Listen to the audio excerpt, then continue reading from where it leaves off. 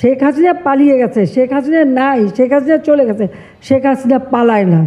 আওয়ামী লীগ নিষিদ্ধের বিষয়ে এখনো বলার সময় আসেনি, আর একটু অপেক্ষা করতে হবে, মানে এখনই কিছু বলতে চাচ্ছি না, সময় আমাদের গাইড করবে বলে জানিয়েছেন নির্বাচন কমিশনার মোহাম্মদ আনোয়ারুল ইসলাম সরকার। এরকম আরও ভিডিও দেখতে এখনই সাবস্ক্রাইব করুন।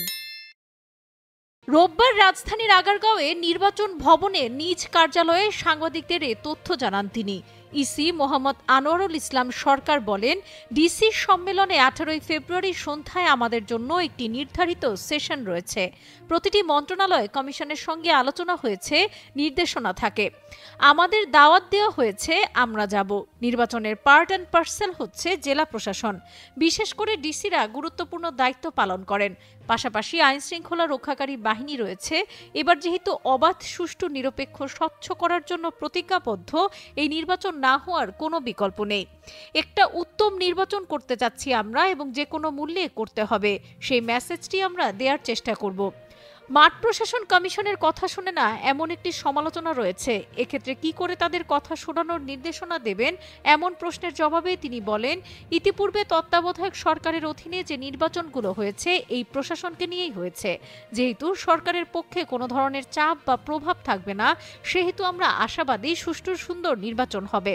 কারণ আমাদের সামনে ভালো উদাহরণও রয়েছে, খারাপ উদাহরণও রয়েছে। কমিশন বিশ্বাস করে খারাপ উদাহরণ সৃষ্টি হবে না। একটি সুষ্ঠু নির্বাচন বাংলাদেশের ইতিহাসে হবে। ডিসিদের দলীয় মানসিকতার বিষয়ে নির্বাচন কমিশনার বলেন, নির্বাচনের কাজে সহায়তা করার জন্য সবাই বাধ্য।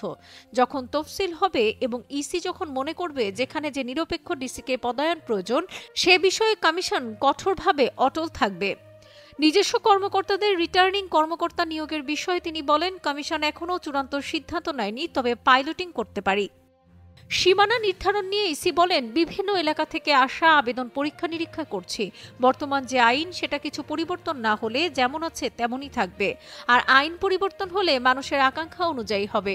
আমরা আইন পরিবর্তনের উদ্যোগ নিচ্ছি। এটি একটি জটিল প্রক্রিয়া। বর্তমান আইনে পুনর্বিন্যাস করার সুযোগ নেই, এই সংশোধন হলেই হবে।